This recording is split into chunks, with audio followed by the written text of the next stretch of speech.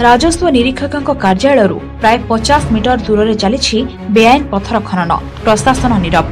नवरंगपुर जिला डाबुगां तहसिल अंतर्गत घोड़ाखुंटा पंचायत ग्राम्य जंगल निकट में पहाड़टी जार प्रशासन पक्षर वर्तमान सुधा कौन नीलाम होना सत्वे सेठारे बेआईन भाव पहाड़ खनन कर दिनकू दिन ट्राक्टर जोगे पत्थर चालाण चली।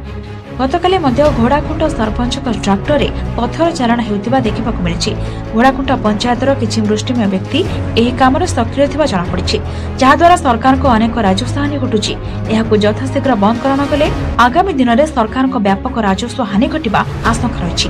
राजस्व अधिकारी एवं किछि मृष्टिमेय व्यक्ति सलाह सूत्र सबु काम चलुथिबार आशंका करछन्ती स्थानीय बासिंदा।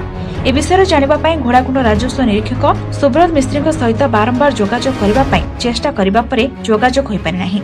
ए संबंध में कौन खबर डाबुगां तहसीलदार पाखरे नथिबा विशेष सूत्र जଣାपड़ी। तेणु अंचलवासी तदंत करने एवं जिलापाल को जणाइबा निष्पत्ति नेछन्ती।